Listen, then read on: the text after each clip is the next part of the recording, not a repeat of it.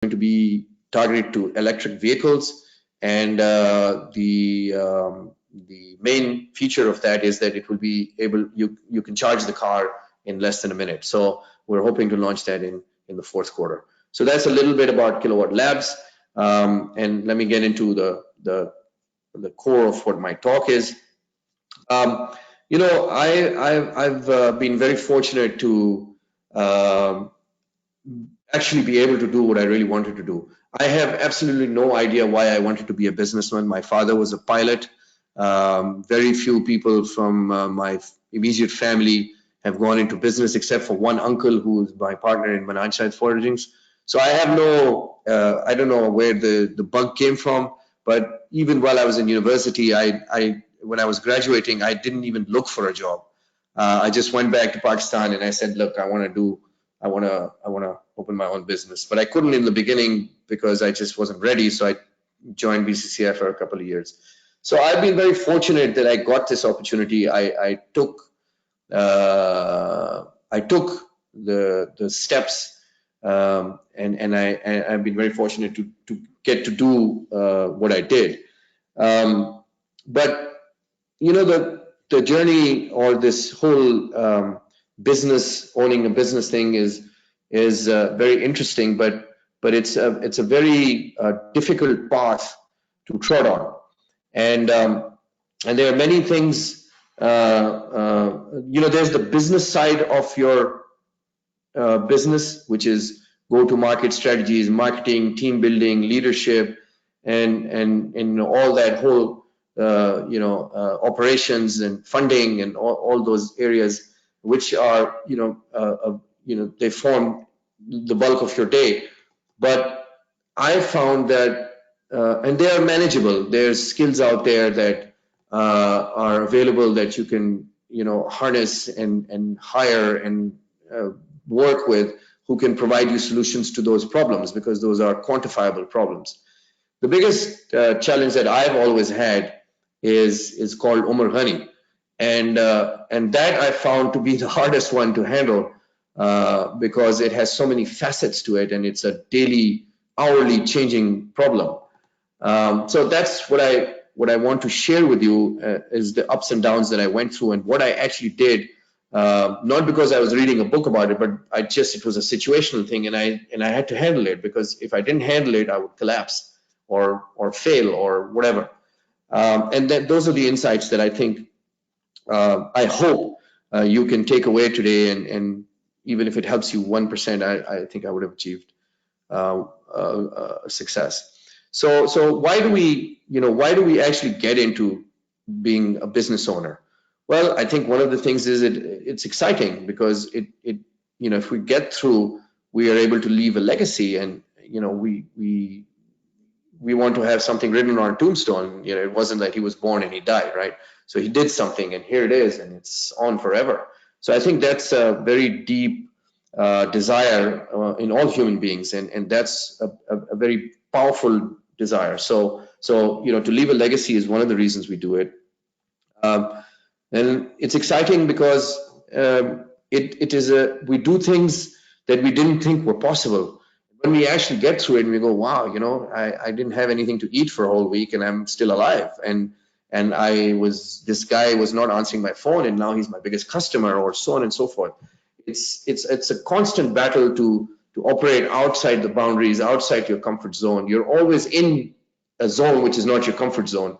And when you get through it and you're achieving and you're overcoming that, it's very rewarding. So it's the sense of achievement and sense of overcoming hurdles that we aspire to, and that's what makes it exciting. So that's probably another reason a lot of us do it. We make money, and money is good. You can have a big house, you can have a jet, or you can have a small house, but you're comfortable. The amount of money is irrelevant, but you make money and you get financial freedom and financial security.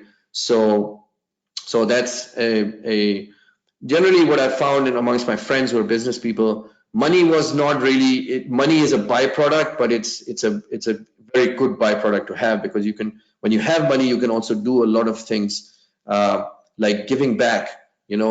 we are surrounded every day by society's pains, and all of us want to do something about it. Yes, a lot of us do on our individual level, and which is very commendable, and we must continue to do it.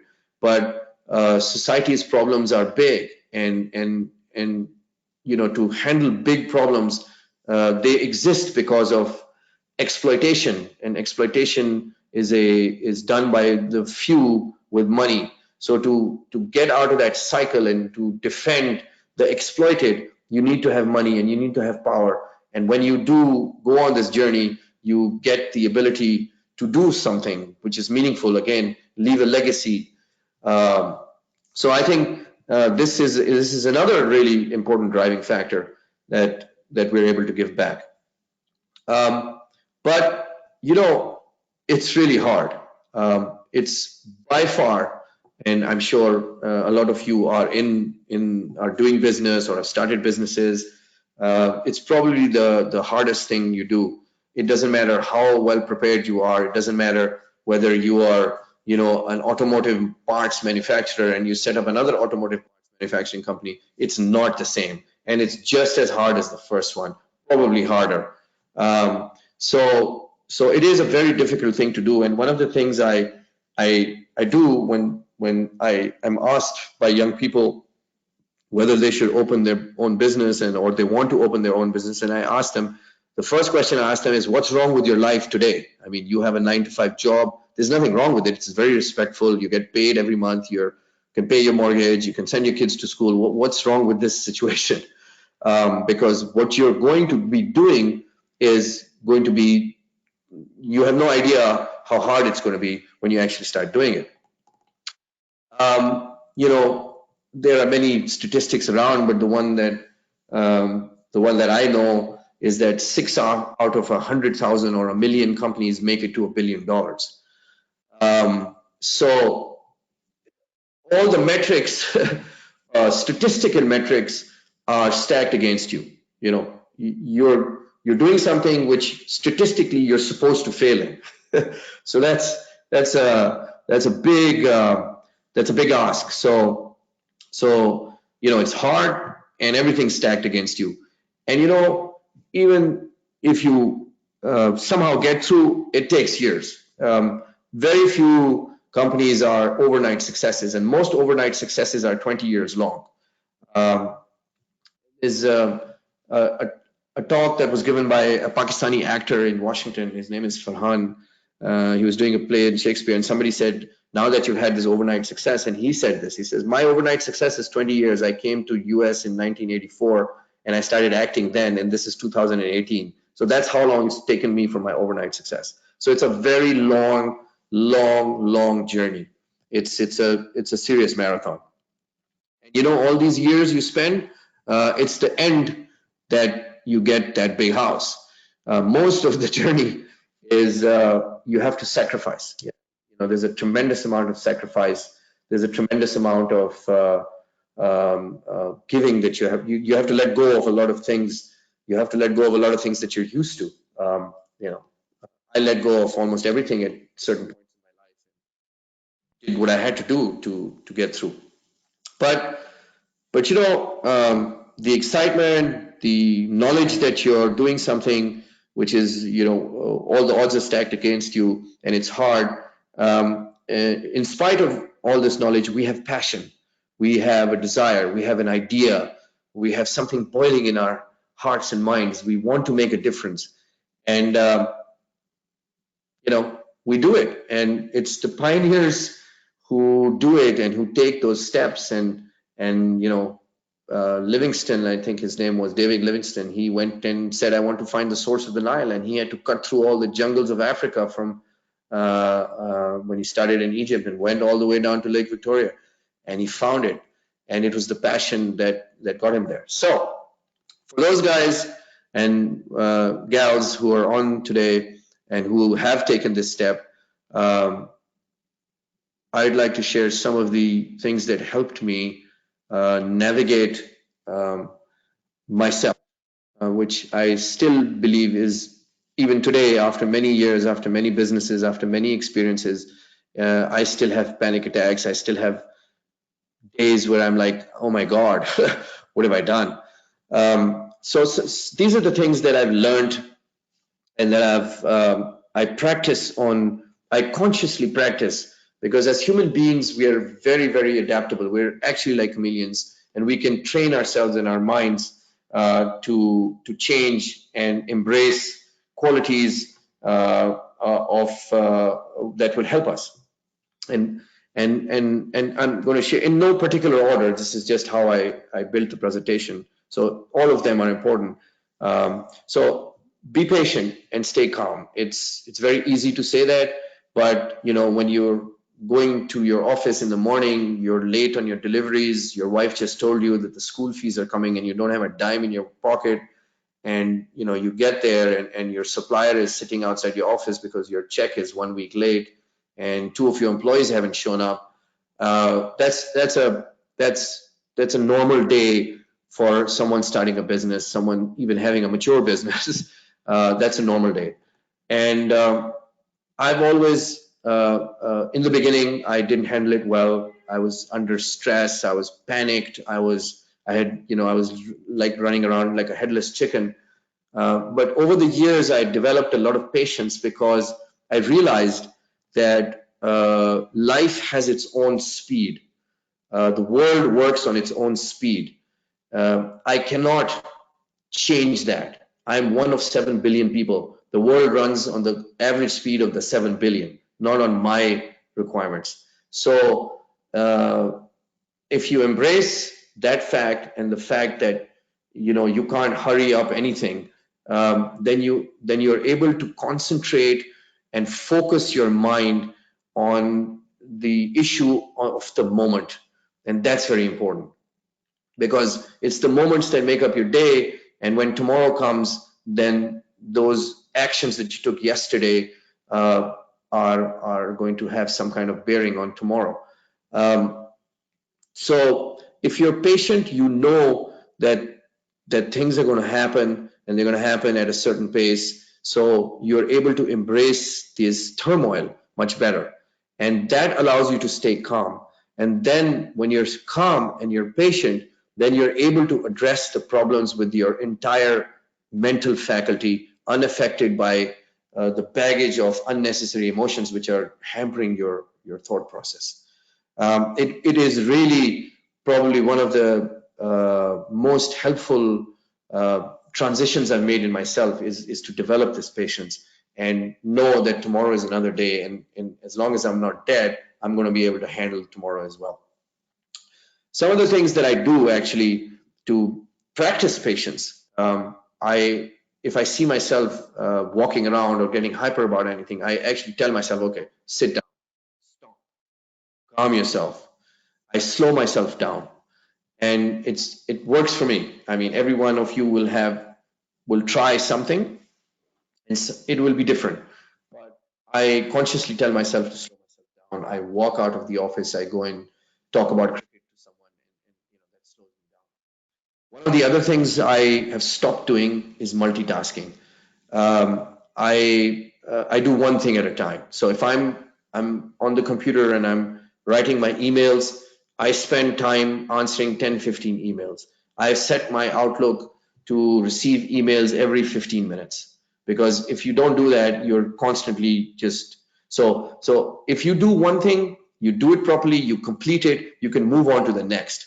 I have found, and this is very personal, may or may not apply to you, but I have found when I'm multitasking, I don't get much done. That not getting much done increases the anxiousness and the panic, and you're actually not getting much done, and you should panic because you need to get stuff done. So I've stopped multitasking. I've made my day I try and organize my day in a way that I'm answering emails, then I stop answering emails, then I go to the phone, I make the calls, because answering emails is a different thought process. Talking to someone on the phone is a different thought process. They're completely different things. If I have not been able to answer phones and write emails at the same time, and that's how I spend my day. I make sure that I have a lot of human contact, WhatsApp, texting, all these different devices. Because you're not, there's what you can write in the text, it can be interpreted so misinterpreted so quickly that you end up writing 15 more text messages and wasting time. A phone call or a conversation is much better. So I try and do that more than texting. And another thing that I've also this works for me is that I read. So I read paper. Yes, I read a lot on the computer, but I also read paper. Maybe because I'm from a generation that grew up on typewriters and papers, but I read, and that allows me to prepare. Going into meetings, going into conversations, going into a telephone call, I ask myself, why am I doing this? Am I ready for this call? Again, it all is towards keeping myself calm and making the choices that I need to make in that situation, which is what you're trying to do all day. How do I handle this supplier? When you're going to the office, if you're calm, you know he's going to be there. You have to have a story for him to calm him down. You don't have the money today. You will have the money in 2 weeks. So you gotta convince him, and you have to have some, but only if you're calm and you're patient can you do this. So read and prepare. And once again, slow it down, calm yourself. It's going to really, really, really change the way that you handle your emotions and you handle yourself. When you go home, your family wants your time. You're wound up, man. So don't go home when you're wound up. Go somewhere else. Go to a Starbucks. Have water. Calm yourself down and then go home, because your family as a stakeholder has a very important part to play. And you have to manage, you are their strength. You have to manage them. You have to talk to them and keep them calm, because you can't have trouble at home and run a business. Be thick-skinned, because the moment you want to be a businessman, everyone's going to tell you that you're stupid and you're not going to be successful. So you have to be thick-skinned. Initially, you're going to have to be thick-skinned because everyone's going to say no. Everyone's going to say you're crazy, but you have to get through that. If you're not thick-skinned and you're sensitive to everyone's comments, you're going to suffer big time. Then when you go out looking for money, looking for customers, everyone's going to laugh in your face. They're going to tell you how wrong you are, and they're going to tell you every other person in the world is doing the same thing at half the price and with 10 times the scale. Because words are words, right? People can say anything they want to you. Everyone has some agenda that's driving them. So you're gonna have to listen to it. And the moment you start taking these comments and these interactions personally, you're going to collapse. And I have many times when we were raising money for CNBC. People would laugh that you're two Pakistanis in the Middle East. You don't even know Arabic. You want to raise $55 million for an Arabic news station. Are you, there was a laughter followed by that. So you have to understand that you have a much bigger purpose. You have a much bigger mission. And this kind of, when you're successful, we have, I have a video which somehow has got 450,000 views on it, and a YouTube video, some interview of mine.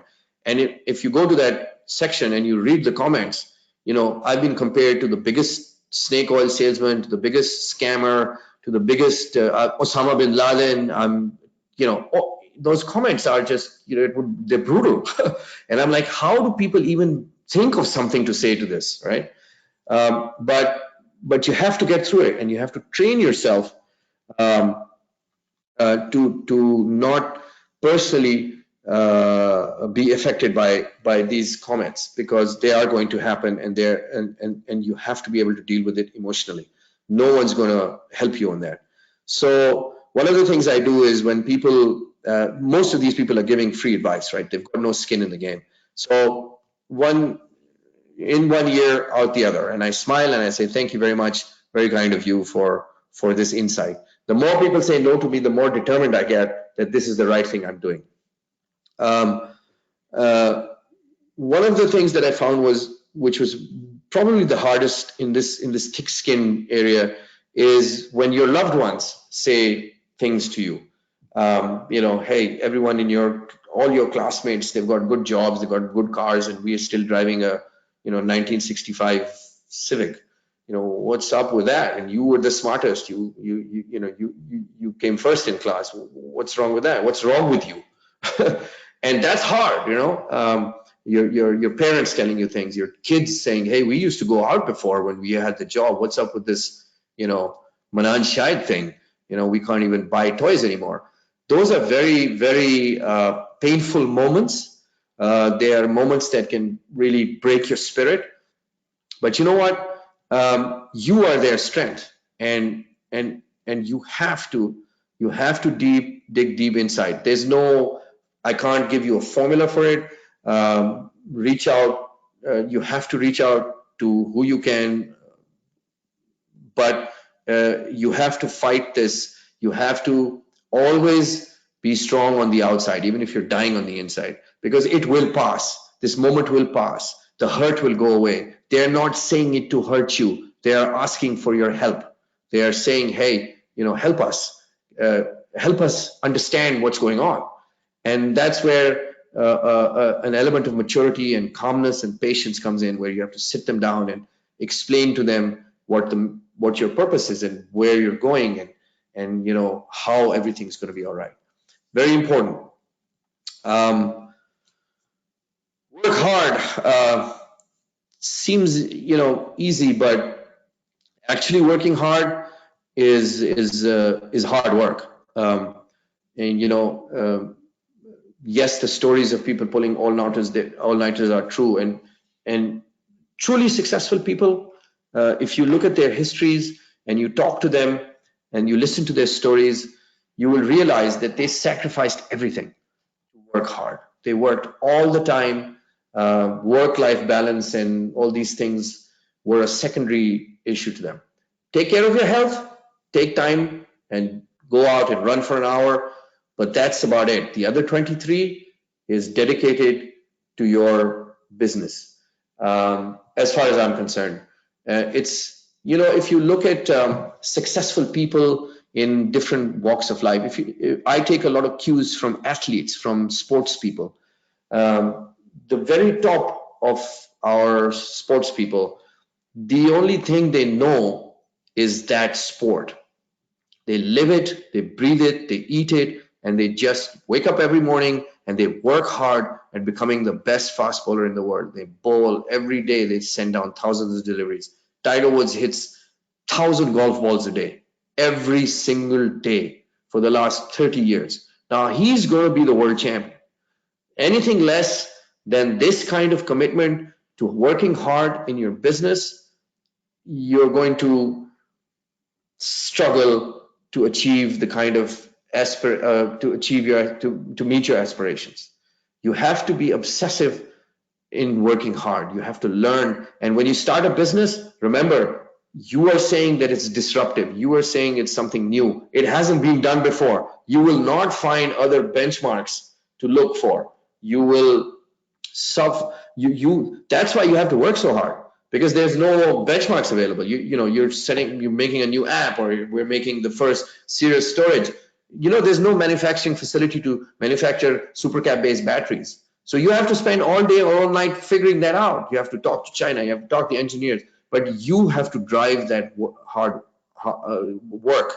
It's you, because you are the reason that this company exists. That's why you started it.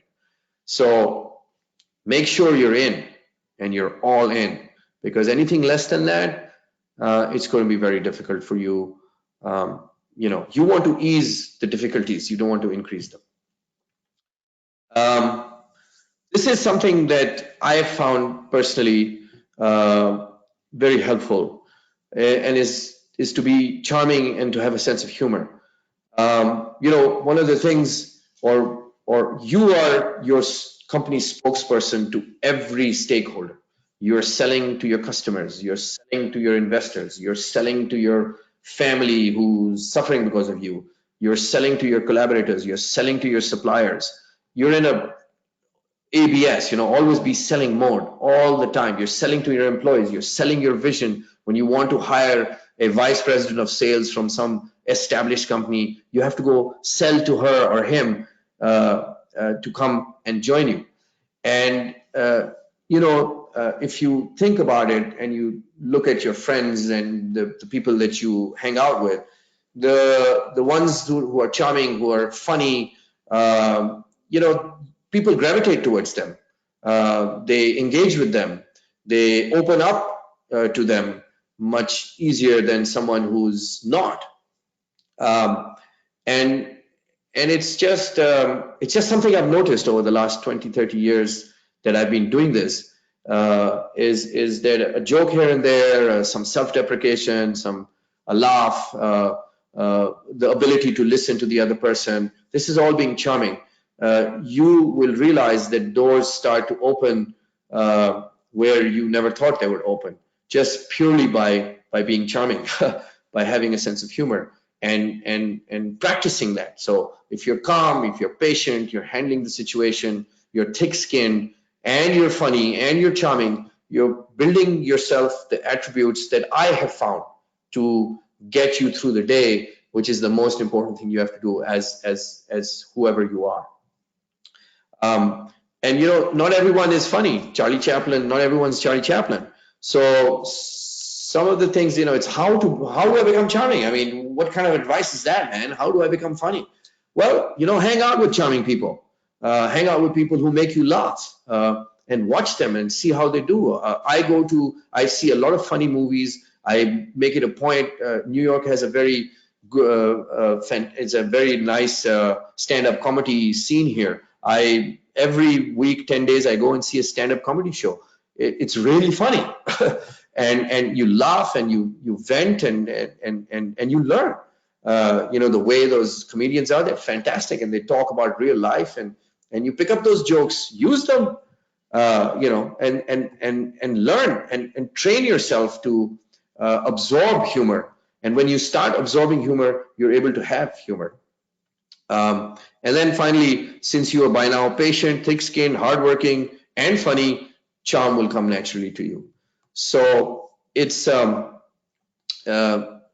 quality probably not talked about much, but I found that it works. It works absolutely like a song when you need it. Humility is very important. This writer, William Misner, said, "Be nice to people on your way up because you'll meet them on your way down." Trust me, if you're in this business journey, God be with you. You have one direction, but most of us will go up and down at least a few times before we finally actually make it. But being humble is not about just being being nice, but being humble allows you. Being humble is actually accepting that you don't know everything. You're not Google, right? Google knows everything, but you don't. So being humble means that you are able to absorb knowledge from around you, from your interactions, by seeing how a person is negotiating with you or not negotiating with you. And when you're humble, then you're able to absorb this knowledge much more than when you're not humble. Again, it's a personal experience I had. I was arrogant at one time, and I realized that I shut myself off. I had a fall. I learned that humility is much better than being arrogant. And this is important. It's very important. Finally, the last point I want to talk is be resilient. I don't know if any of you saw this movie with Bradley Cooper and Robert De Niro. It was called Limitless, and Bradley Cooper had this pill that made his mind work really well. And one day he shows up late, and De Niro is a big-time investor who Cooper works for. He tells him, at this level, you don't get sick. You don't get sick. You're playing at this level. You get hit by a car. You don't die. You show up for work. And as a business owner, whether you're starting your business or you're in the middle, you're mezzanine, or your growth stage, resiliency is very important. Come hell or high water, you have to show up for work. One, it sets a great example. You show that you're working hard. But two, it is also necessary, because no one cares about the business the way you do. And you need that resiliency to power through personal challenges that have nothing to do with the business, but you have to always show up for work. You get, because the level that you're playing, whether it's a $100,000 sales per year company, but that's, to you, that's $1 billion company. So you get hit by a car, you don't die, you get up and you show up for work. Very, very important for you, because the journey, like I said, is really long and really hard. And unless you're resilient, you will not make it to the end. The chances of you not making it to the end are very, very difficult. So that's the last point I wanted to make. The takeaway I would say from my perspective is that understand and accept that you managing yourself is a critical part of your business. It's not just managing the business and the business side of things, but managing yourself. Because unless you manage yourself, you cannot manage your business. And that business is all the stakeholders of that business. Everyone is a human being that you have to interact with and manage. You have to be in top shape. You have to be hitting those 1,000 golf balls a day so that when you play the US Open and you have to hit that shot into the hole, you know, you're ready for it.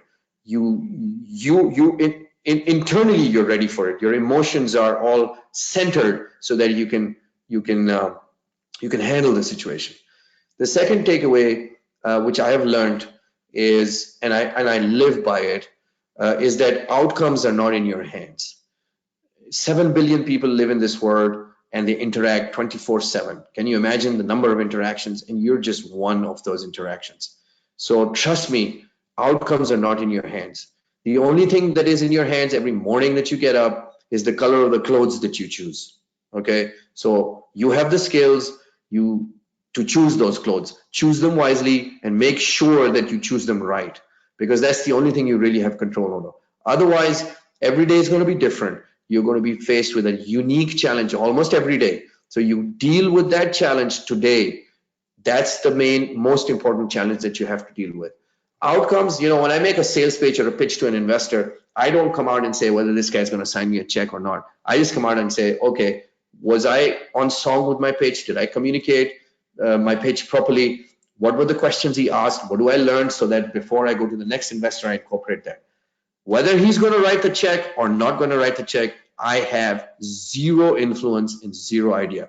The only influence I have is what I could do and present, and I did that. I was prepared. I made a good presentation. I prepared myself. Sometimes you get it wrong. You learn from that, right? But don't fret yourself about outcomes. Oh my God, what's going to happen now? Man, you don't know what's going to happen now.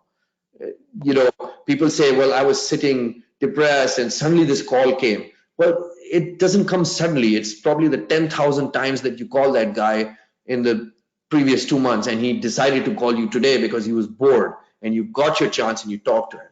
So outcomes are not your business. Running your business today and handling the problem of the moment is your business. So when you do that, you remove the burden of thinking and carrying this outcome panic along with you 24/7. You sleep better, you eat better, you just better. So Omer, I think this will be a good transition point to ask the questions from the audience as well. And I will also launch our only poll for today as well.